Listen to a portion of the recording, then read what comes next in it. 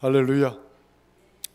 오늘은 에스겔서 2장 1절부터 10절까지 말씀을 내용으로 순복의 믿음, 고통 속의 달콤함이라고 하는 제목으로 말씀 속에 담겨진 하나님의 은혜와 하나님의 복의 말씀들을 나누어 갖고자 합니다.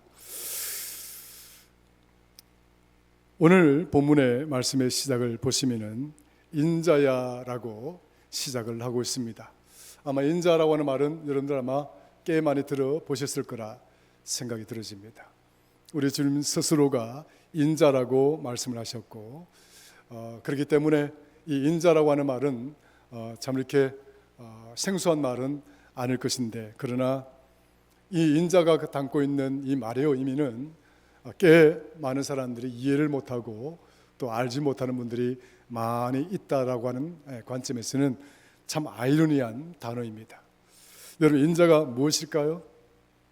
한자 풀이를 그대로 하면 사람의 아들이죠. 그냥 말 그대로 사람의 아들입니다. 히브리어로 말하면 벤 아담이라고 하는 뜻이죠. 벤 아담, 사람의 아들이라고 하는 뜻인데요. 그런데 오늘 본문을 가만히 살펴보게 되면 본문에는 총 7번의 인자라고 하는 단어가 사용이 되어졌습니다. 그러니까 2장에서만 인자라고 하는 단어가 7번 사용되었을 뿐만 아니라 에스겔서 전체에 93회, 그러니까 인자라고 하는 단어가 93회 정도로 사용이 되어졌다라고 하는 이런 측면에서 본다면, 왜 유별나게 이 에스겔서에서 이 인자라고 하는 단어를 이토록 많이 사용을 하였나라고 하는 부분들이 참 우리를 궁금하게 만들지요. 그리고 물론 다니엘서에서도 인자라고 하는 단어를 씁니다마는 신약에 와서 우리 주님 또한 인자라고 하는 단어를 사용하게 됩니다. 근데 사실 이 인자라고 하는 단어에는 두 가지의 큰 의미가 담겨져 있습니다. 첫 번째는 말 그대로 사람의 아들인 것이죠. 사람의 아들인데 왜 하나님은 이 에스겔을 이스라엘 백성들이 바벨론에 의해서 포로가 되고 이제 완전히 바벨론의 노예 국가가 되고 난 다음에 그발 강가에서 수로공사에 투입되어졌던 제사장의 아들 에스겔을 찾아왔는가 하는 겁니다. 자, 나라가 망한 상태, 그리고 오늘 본문 속에 나오는 주인공인 에스겔은 바벨론의 그발 강가로 끌려가서 그 그발 강을 개축하거나 또 수로 공사를 하는 데에 동원되어졌던 또 그러한 많은 사람들 중에 한 사람이었습니다. 비록 에스겔은 제사장의 아들이었고 그는 아버지가 제사장이기 때문에 또한 그 자신이 제사장입니다. 어쩌면 지금 이 에스겔이 당하고 있는 개인적인 고난, 개인적인 역경, 이 개인적인 절망적인 상황 뿐만 아니라 그를 둘러싸고 있는 그의 나라가 한순간에 이방의 나라에 의해서 점령되어지고 노예가 되어졌다고 하는 이 엄청난 참혹한 상황들을 바라보았을 때 적어도 이스라엘 백성들을 이끌어왔던 제사장이라고 한다면 리더격에 있는 것이죠. 그러니까 하나님의 거룩한 백성들을 이끌어왔던 그나마 지도자로서의 그 심정을 우리가 읽어본다면 그 어떤 누구보다도 참담하고 비통하고 정말 그 속에서 느끼는 그 절망이라고 하는, 정말 인간이 느끼는 그 절망이라고 하는 그 끝단에 서 있는 모습 아니었을까, 저는 그렇게 생각을 합니다. 어떻습니까?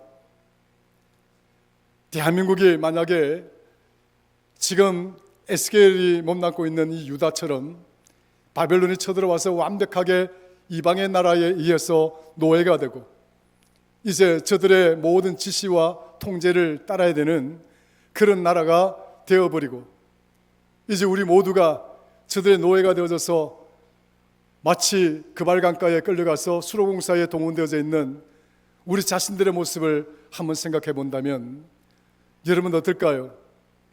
대한민국의 한 국민으로서 이런 참담한 상황에 직면하게 되면 우리가 느끼는 그 절망감이라고 하는 것은 어찌 말로 다 표현할 수가 있겠습니까? 나라 잃은 서름, 그것은 겪어보지 않고서는 말로 표현할 수 없다고 그러죠. 실제로 여러분들이 외국에 나가서 이렇게 여행을 하다 보면 내가 몸담고 있는 이 대한민국이란 나라가 얼마나 내게 소중하고, 그리고 내가 내 조국 대한민국이 있다라고 하는 것이 얼마나 정말 우리에게 큰 힘이 되는지 모를 정도로 막 애국심이 막 살아나잖아요. 사람들은 늘 그렇습니다. 늘 가까이 있는 것에 대해서 무관심하고 소홀히 대할 때가 참 많이 있죠. 우리의 어떤 습성이고, 인간은 타고나면서부터 좀 그런 것 같아요. 자기 가까이 있는 것, 자기가 지금 현재 누리고 있는 것에 대해서는 그렇게 고맙고 감사하게 생각지 아니하고, 늘 멀리 있는 것, 늘 남이 누리고 있는 것, 그런 것들만 바라보면서 불평하고 원망할 때가 참 많이 있는 것 같아요. 어쨌거나 지금 이 에스겔은 이런 참담한 상황에 직면해 있었다고 하는 것이죠. 자, 그런데 이 상황이 어떤 상황이었느냐? 하나님의 백성으로서 하나님과의 관계가 저들은 완벽하게 단절되어지고 깨어진 관계 속에 놓여 있었던 상황이었습니다. 이게 더욱 심각한 문제였죠. 왜 이들이 이런 절망감에 내몰리게 되고 나라 잃은 그런 스글픈 백성으로 전락하게 되었는가? 그 이유는 다름이 아니라 이 백성들이 패역한 세대가 되어졌다라고 하는 것이었죠. 이 패역이란 단어가 본문에서는 여러 군데 사용이 되어졌습니다. 4번이나 사용이 되어졌죠. 3절, 5절, 6절, 8절에 패역한 자다라고 하는 단어로 사용이 되어집니다. 그러니까 이 패역이라는 말은 거스를 패자에 거역할 역자입니다. 그러니까 하나님의 말씀을 거스리고, 그리고 하나님을 배역했다, 배신했다는 것이죠. 지금 이 그발강가에 모여있는 하나님의 백성들이 어떤 백성들이냐면 하나님을 거역했던 백성들이라는 거예요. 하나님의 말씀을 거스렸던 자들이라는 거예요.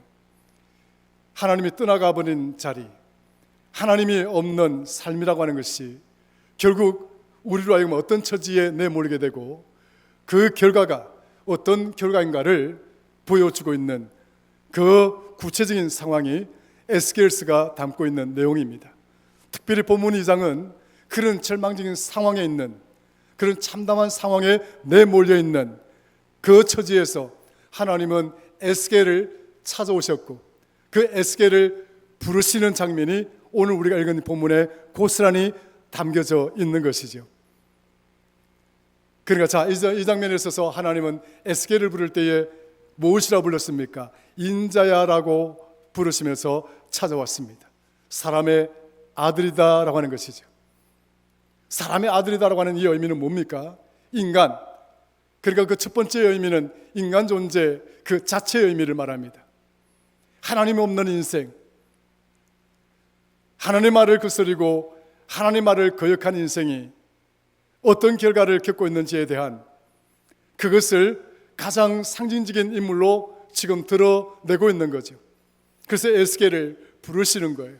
그런데 에스겔을 부르실 때 하나님은 명확하게 에스겔아 부르실 수 있습니다. 예레미야도 하나님 이름을 부르셨고 이사야도 하나님이 이름을 부르셔서 그를 택하셨습니다.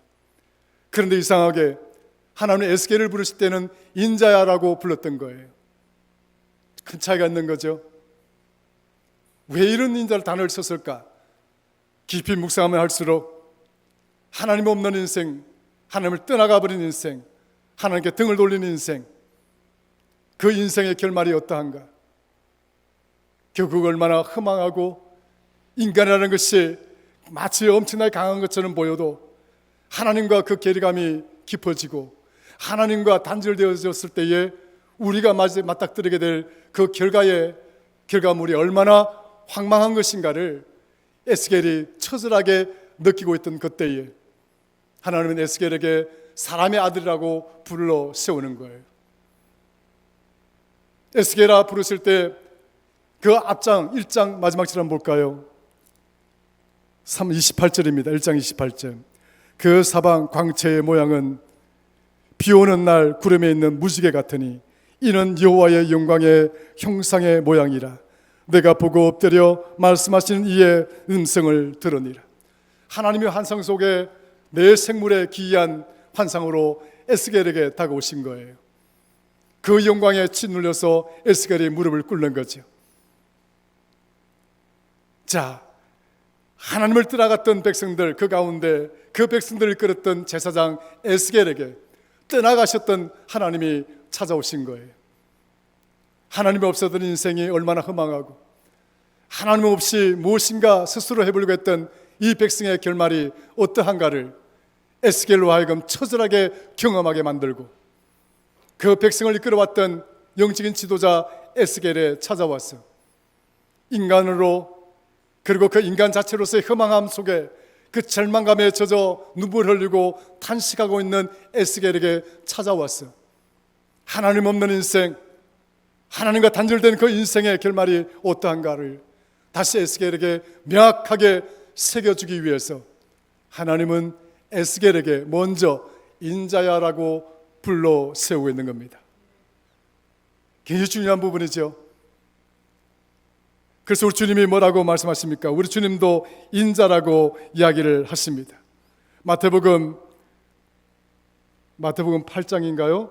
8장, 누가복음 9장, 마태복음 8장과 누가복음 9장에 보면 우리 예수님은 공중의 새들도 깃들 곳이 있고, 여우도 머리를 뭡니까? 굴이 있지만 인자는 머리 둘 곳도 없느니라 합니다.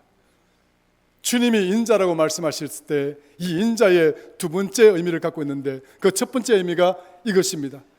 하나님과 단절되어져 있는 인간, 하나님 없는 인생이라고 하는 것이 얼마나 흠망한 것인가. 공중에 나는 새들도 깃들 곳은 있지만, 오늘 저와 여러분들이 아파트나 좋은 집에서 지나게 숙식을 하고 잘 지내는 것처럼 보이지만, 따지고 보면 우리 인생이라고 하는 것이 나그네 와도 같은 것이다. 잠깐 있다가 그냥 사라지고 마는 안개와 같은 존재로,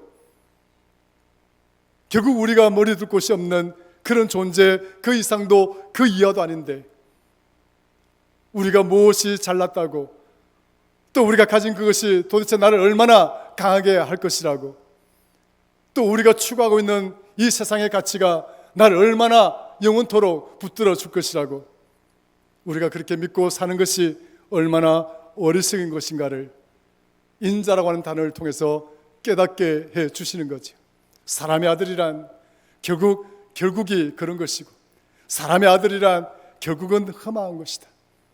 하나님이 없는 사람의 아들, 하나님과 등진 인간, 그 괴리감이 멀어진 인간의 삶이란 이렇게 흠망한 것이다 하는 것을 에스겔에게 처음부터 부르실 때부터 깨우쳐주고 있는 것이죠.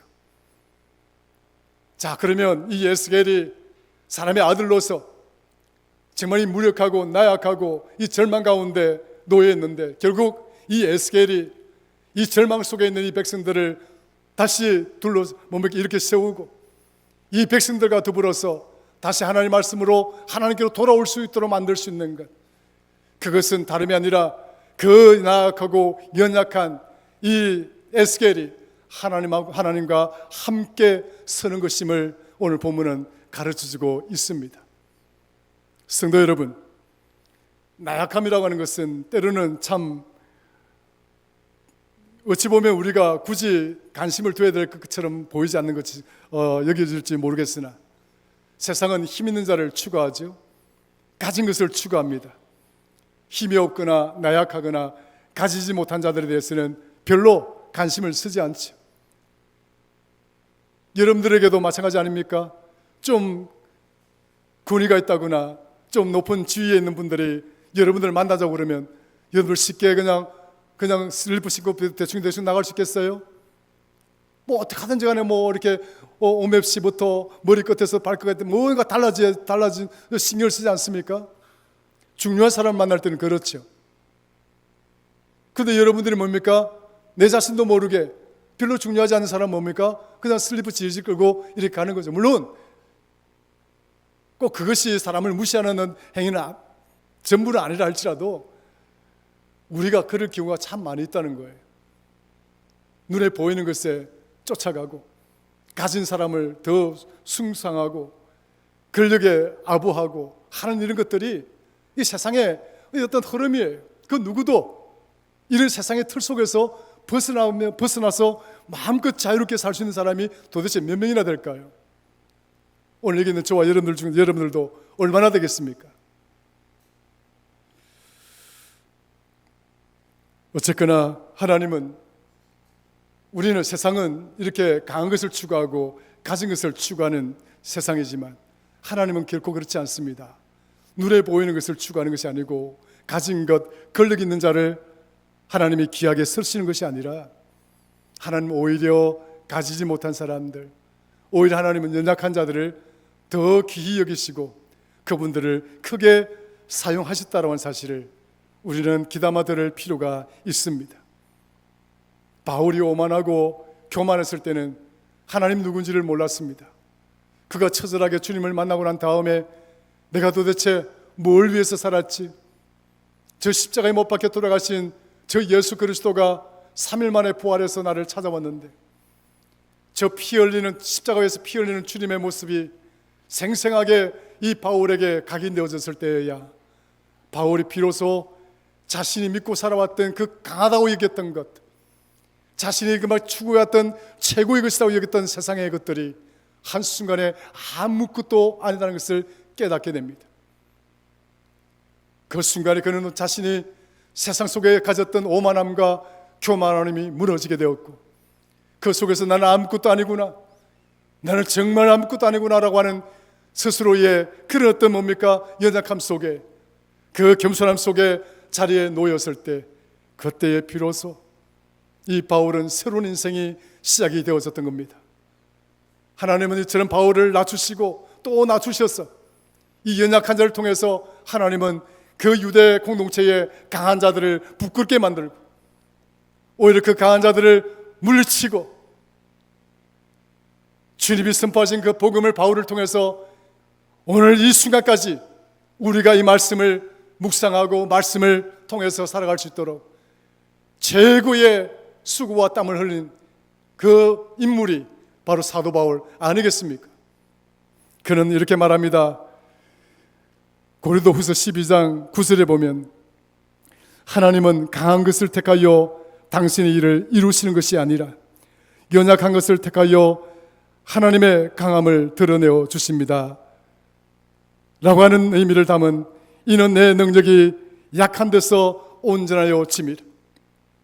내가 가진 능력이라고 하는 것이 내 스스로에게 의존하고 내 스스로에게 기대고 하는 것이 아니라 나는 아무것도 할 수 없고 나는 연약한 존재임을 고백하면서 하나님께 온전히 내어 맡기고 하나님께 온전히 신뢰하는 믿음을 가졌을 때에야 내가 비로소 강하여졌습니다라고 고백을 하고 있습니다.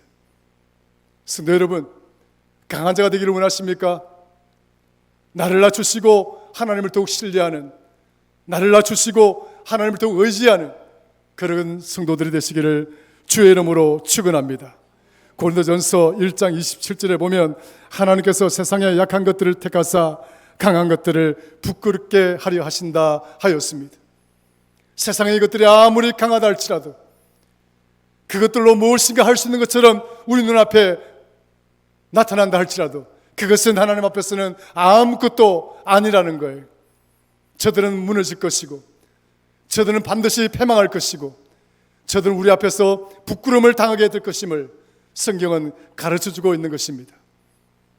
가진 것이 없다고 해서 낙심하거나 내가 높은 지위가 없다고 해서 실망하거나 또 우리가 힘이 연약한 자라고 해서 스스로가 열등감에 빠져서 무력한 자리에 아무것도 하지 못하는 자로 앉아있는 존재가 아니라 우리 인생은 그렇고 내 존재의 모습은 그렇다 할지라도 여기에 하나님이 함께 계시면 나는 이 무력감을 이기고 일어날 수가 있고 내가 그 마음속에 겪고 있는 실망감 또한 주님이 나와 함께 하시면 이 실망감을 이길 수가 있고 내가 느끼고 있는 낙심과 이 절망감 또한 하나님이 나와 함께 하시면 얼마든지 극복할 수 있음을 오늘 말씀을 통해서 오늘 저와 여러분 속에 확신되어질 수 있는 그런 은혜가 되기를 주의 이름으로 축원합니다.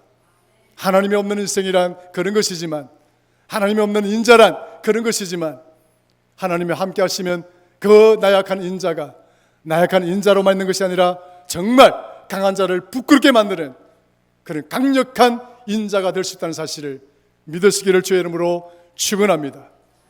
에스겔이 그랬던 것처럼 오늘 여기 있는 저와 여러분들도 마치 에스겔과 같은 그런 자리에 놓이게 되면 하나님 오늘 우리를 찾아오셔서 인자야 염려하지 말라, 사람의 아들로서 절망할 수밖에 없는 우리의 처지를 두고 실망하지 말라, 하나님이 함께 하시면 반드시 그런 것들을 이겨낼 수 있음을 우리에게 들려주고 있는 것입니다. 따라서 오늘 본문은 하나님과 함께 하시면 반드시 승리하는 믿음의 모습을 먼저 보여주고 있다 하고 할 수가 있는 것입니다. 두 번째로 오늘 본문을 통해서 우리가 깨달을 수 있는 것은 하나님의 이 강력한 능력의 역사는 무엇을 통해서 이루어지나 하는 것입니다. 하나님께서 에스겔을 통해서 역사하시고자 하는 이 엄청난 하나님의 놀라운 손길들, 그 능력의 손길들, 그것들은 도대체 어떤 것을 통해서 이루어지게 하시나 하는 겁니다. 여러분, 무엇으로 에스겔을 통해서 하나님의 큰 역사를 이루어 가실까? 제가 이렇게 질문하면 이제 궁금해지기 시작하죠. 도대체 그 무엇이 에스겔로 하여금 낙심하고 절망하고 있는 이 백성들을 일으켜 세울 수 있을까? 오늘 본문은 이렇게 말씀하고 있습니다. 이스라엘 가볼까요? 다시 이스라엘 가보시면 같이 읽겠습니다. 시작. 내게 이르시되 2장 3절 시작. 내게 이르시되 인자야 내가 너를 이스라엘 자손 곧 패역한 백성 나를 배반하는 자에게 보내노라. 그들과 그 조상들이 내게 범죄하여 오늘까지 이르렀나니. 하나님이 이제 이스라엘 보내시는데, 자 어떻게 보내신지 보겠습니다. 1절 2절 시작. 그가 내게 이르시되 인자야 내 발로 일어서라. 내가 내게 말하리라 하시며 그가 내게 말씀하실 때에 그 영이 내게 임하사 나를 일으켜 내 발로 세우시기로 내가 그 말씀하시는 자의 소리를 들었다. 자, 여기 두 가지 중요한 의미 나오죠. 하나님은 뭔가 에스겔을 보내시기를 원하는데 에스겔이 이제 그 엎드려 있는 에스겔을 이렇게 세워야 되지 않겠습니까? 에스겔을 하여금 일어서라고 그럽니다. 일어서라 에스겔아. 그런데 또 뭡니까? 에스겔을 보고 일어서라고 하면 우리가 일어서면 되는 거 아니에요? 여러분 어떻습니까? 여러분들이 지금 엎드려 있어요. 일어서라고 그러면 일어서면 되는 거 아니에요? 아니에요? 일어서면 되잖아요. 그런데 이스라엘 보세요. 1절에는 하나님이 에스겔 보고 일어서라 해놓고 2절에는 뭐라고 이야기합니까? 하나님의 영이 그를 일으켜 세웠다. 이게 뭘 의미할까요? 내 힘으로 일어설 수 있습니다. 우리는 내 힘으로 얼마든지 일어설 수 있습니다. 맞습니까? 여러분들이 누워있더라도 내 힘으로 일어설 수 있는 웬만한 건강한 사람이면 스스로 일어서죠. 그리고 스스로 걸어가고 스스로 뛰어갑니다. 그런데 오늘 본문에서는 에스겔에게 그걸 가르치고 있는 게 아닙니다. 네 스스로 일어날 수 있겠으나 일어날 수 있겠으나 그러나 너의 일어섬에 누가 함께 해야 된다고요? 하나님의 영이 너와 함께 일어서야 된다. 너는 일어설 수 있는 사람이나 너는 뛰어갈 수 있는 사람이겠으나 그것으로는 부족하다는 거예요. 그것으로는 할 수 있는 것이 아니라는 거예요. 너가 일어서는 그 자리에 누가 있어야 된다고요? 하나님의 영이 그 자리에 있어야 된다. 너가 일어서고자 할 때에 하나님의 영이 너를 또한 일으켜 세워야 된다. 어떻습니까? 매 순간순간마다 사소한 것에서부터 큰 일에 이르기까지 때로는 사소한 것이라 내가 얼마든지 내 마음대로 할 수가 있고 얼마든지 내 힘으로 감당할 수 있는 일이겠으나 그러한 사소한 것들도 우리가 정말 기도하는 마음으로 하나님께 아뢰며 그 자리에 하나님과 함께하고자 하는 그 믿음을 지금 에스겔에게 보여주고 있는 거예요. 나를 배역한 이 세대들, 내 말을 거스르고 나를 배신한 이 패역한 세대들이 결국 스스로 웅덩이를 판 것 아니냐? 예레미야의 지적이죠. 스스로 웅덩이를 파서 우리가 물을 채울 수 있을 거라 생각하지 않았느냐는 거예요. 생명의 근원이신 하나님을 버리고 스스로 물을 채우고 스스로 뭔가 해보겠다라고 한 것이 이 백성들이 저질렀던 큰 죄가 아니냐 말했던 것처럼, 성도 여러분, 우리는 스스로 할 수 있는 일들이 많습니다. 그럼에도 불구하고 그 자리에 하나님이 있기를 주의 이름으로 축원합니다. 작은 일에 하나님이 함께 하시기를 주의 이름으로 축원합니다. 큰 일에만 하는 것이 아니라 정말 사소하고 작은 일에 우리 하나님이 함께 하셔서 오늘 에스겔이 일어서는 그 자리에 하나님의 영이 함께 하셨던 것처럼 여러분들의 발걸음 하나하나, 여러분이 일어서는 동작 하나하나, 여러분들이 생각하는 그 모든 작은 생각마저도 그 가운데에 하나님이 함께 하셔서 하나님도 일어서고 오늘 저와 여러분들도 함께 일어서는 그런 성도들이 되시기를 주의 이름으로 축원합니다. 그렇습니다. 결국 이것은 뭘 말하느냐? 순복의 믿음을 말하는 겁니다. 따라 하십시다. 순복의 믿음. 소리가 적습니다. 순복의 믿음. 순복의 믿음인 거예요. 우리가 순복의 믿음이 뭐냐? 하나님께 내어 맡기는 겁니다. 작은 것도 하나님께 내어 맡기는 겁니다. 큰 것만 내어 맡기는 것이 아니라 작은 것도 하나님 들어주십시오, 하나님 내어 맡깁니다라고 하는 이것이 순복의 믿음인 거예요. 그러니까 여러분들이 어렵고 힘든 것만 내어 맡길 때에, 어렵고 고통스러울 때 하나님 부르는 그게 순복의 믿음이 아니라 정말 아무것도 아닌 것들도 온전히 하나님께 내어 맡기는 그 믿음이야말로 순복의 믿음인 거예요. 아시겠습니까? 어려울 때만 하나님 찾는 거, 그거 순복의 믿음 아니에요. 힘들 때 하나님만 찾는 거, 하나님 찾는 거 아닙니다. 여러분 편하고 여러분 정말 좋을 때에, 그때에도 하나님을 찾고 하나님께 내어 맡기고 하나님을 신뢰하는 그 믿음을 보일 때에야 그게 순복의 믿음의 모습이라 할 수가 있습니다. 에스겔을 불러서 에스겔은 지금 에스겔을 어디로 가라고 그럽니까? 하나님의 택함이라고 하는 것이 참 때로는 이 부분이 고통스럽기도 합니다. 하나님 오늘 저와 여러분들을 부르실 때에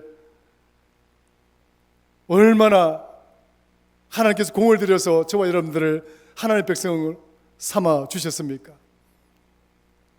그러면 하나님 나를 택해 주셨기 때문에 우리의 삶이라고 하는 것이 늘 행복하고 즐겁고 복된 것으로 우리는 늘 그렇게 생각할 때가 많이 있잖아요.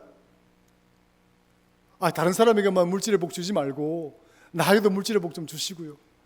다른 사람에게만 좋은 아파트 주지 말고 내게 아파트 주시고, 다른 사람에게만 사업 잘 되게 하지 말고 내 사업 좀 잘 되게 해주시고, 다른 사람들은 왜 하나님 믿지 않는데 사업 잘 되게 하시고, 우리가 그렇게 막 생각할 때가 여러분들 많은 분들이 그렇게 생각합니다. 여러분들 중에도 그런 분 계세요? 하나님의 뜻이라고 하는 것은 세상에 여러분들을 붙들어 두는 함정으로 내모시는 것이 하나님의 뜻이 아닙니다. 때로는 물질이 함정이 될 수 있어요. 그렇지 않겠습니까? 때로는 여러분들이 잘 살아가는 환경, 여건 이런 것들이 오히려 하나님과 등을 지게 만드는 요소가 될 수가 있는 겁니다. 우리는 하나님 우리를 택하실 때에 순복의 믿음을 보인다라고 한다면 때로는 힘들고 고통스럽고 정말 어려운 고난의 자리에서도 하나님을 거스르지 아니하고 거역하지 않는 믿음을 보여줘야 되는 겁니다. 성도 여러분, 믿음 생활하다가 참 힘들 때 있거든, 고통스러울 때가 있거든, 오늘 본문의 말씀을 기억하십시오. 하나님은 에스겔을 부르셔서 어디로 보내시느냐? 패역한 자들에게 보내시는데 이 패역한 자들을 오늘 2장에서만 4번이나 반복되고 있죠. 3절, 5절, 6절, 8절 패역한 자들, 그런데 이 패역한 자들의 상황이 어떤 겁니까? 그런 자들에게 가는 것은 가시밭과 같고 찔레밭과 같고 그곳은 정갈이 사는 곳이다. 하나님의 부르심을 받았는데 하나님이 가라고 하는 그곳이 어떤 곳인가 봤더니 찔레밭이라는 거예요. 가시밭이라는 거예요. 정갈이 우글우글거리는 그런 곳이라는 거예요. 야, 이게 무슨 뜻이지? 이게 도대체 이게 뭐지? 아니, 무슨 게 꽃길을 걸어도 뭐 할까 뭐 이렇게 뭡니까? 될까 말까 한 판국에 아니 나를 부르시더니 어디로요? 찔레꽃밭으로, 가시밭으로, 그리고 정갈이 우글우글하는 곳으로 나를 내보내신다는 거예요.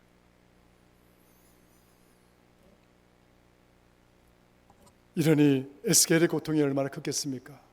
그러나 중요한 것은 결국 하나님 없이 살았던 인생이 이런 참담한 역사적인 결과를 가져왔던 것을 에스겔은 두 눈 뜨고 목격을 한 바였기 때문에 하나님이 나를 택하시고 부르시고 그리고 하나님이 가라는 그곳이 때로는 가시밭 같고 때로는 찔레밭 같고 때로는 그곳이 정갈들이 우글거리는 죽음의 땅이라 할지라도 하나님이 함께 하시면 반드시 우리를 승리케 하신다라고 하는 그 믿음의 온전한 모습들을 지금 에스겔에게 새겨주고 있는 것이죠. 저는 이제 말씀을 마치고자 합니다. 하나님 우리를 에스겔처럼 택하여 주시는 줄로 믿으시기를 축원합니다. 사람의 아들로서 아무것도 할 수 없는 무력한 존재이지만 그러나 하나님 우리와 함께 하시면 우리는 강한 자가 될 수 있음을 믿으시기를 축원합니다. 우리는 약하지가 않습니다. 우리는 무능하지도 않습니다. 연약하지도 않습니다. 왜?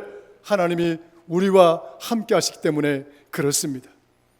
두 번째는 오늘 저와 여러분들의 이 믿음의 여정을 걸어가고자 할 때 내가 하나님의 붙들림 받은 그것 때문에 때로는 그 믿음의 무거운 짐들 때문에 때로는 그것이 찔레밭 같고 때로는 그것이 가시밭 같고 때로는 그것이 죽음으로 이끌어가는 정갈과 같은 그런 고통스러운 자리일지라도 하나님이 함께 하시면 가시밭도 이겨내고 찔레밭도 이겨내고 정갈도 이겨내는 그런 능력의 성도가 될 수 있음을 주의 이름으로 축원합니다. 그리고 오늘 본문 말씀에 마지막으로 전하는 말씀이 뭐예요? 에스겔에게 그러므로 너는 먹어라. 따라합시다. 그러므로 너는 먹어라. 작습니다. 그러므로 너는 먹어라. 7절 한번 읽어봅니다. 자, 8절 7절 8절 9절 시작. 너 인자야 내가 내게 이르는 말을 듣고 그 패역한 족속같이 패역하지 말고 내 입을 벌리고 내가 내게 주는 것을 먹으라 하시기로 내가 보니 보라 한 손이 나를 향하여 펴지고 보라 그 안에 두루마리 책이 있더라. 할렐루야. 결국 무엇으로 세상을 이기는가? 하나님의 말씀인 거예요. 하나님의 말씀을 먹어야 된다. 찔레밭도 이기고 가시밭도 이기고 정갈밭도 이길 수 있는 그 무기는 도대체 뭐냐? 순복의 믿음뿐만 아니라 하나님의 말씀이 내 안에 자리 잡아야 된다. 하나님의 말씀이 없으면 이길 수가 없다. 매 순간순간마다 하나님의 양식이 내 안에 자리 잡아야 되고 그 하나님의 말씀이 나를 이끌어가고자 할 때 우리는 에스겔을 불러주셔서 에스겔로 하여금 위대한 승리자로 이끌어 주실 것을 계획하신 것처럼 오늘 저와 여러분들도 이러한 계획을 가지시고 우리를 불러주시는 하나님이신 줄로 믿으시고 하나님의 말씀으로 크게 무장하는 저와 여러분들 되기를 주의 이름으로 축원합니다. 기도하겠습니다. 하나님 아버지 고맙고 감사합니다. 하나님의 말씀은 우리 삶의 등불이요 빛이 되는 줄로 믿습니다. 오늘 에스겔을 불러서 이 연약한 자를 하나님이 붙들어 강한 자로 만드시기를 원하시고 이 연약한 자를 두려워하고 염려했던 찔레밭과 가시밭과 정갈밭으로 순복의 믿음으로 내어 보내시며 하나님이 함께 하시면 반드시 승리하신다라고 하는 이 엄청난 교훈을 우리에게 에스겔에게 보여주셨던 것처럼 오늘 우리에게도 보여주신 것 감사합니다. 하나님, 우리 사랑하는 성도들에게 이 순복의 믿음, 오직 하나님을 의지하고 나아가고자 하는 이 믿음 우리에게 주셔서 남아있는 2025년도 하반기뿐만 아니라 우리 인생에 남아있는 모든 여정에서 믿음으로 승리케 하여 주옵소서. 예수님의 이름으로 기도드리옵나이다. 아멘.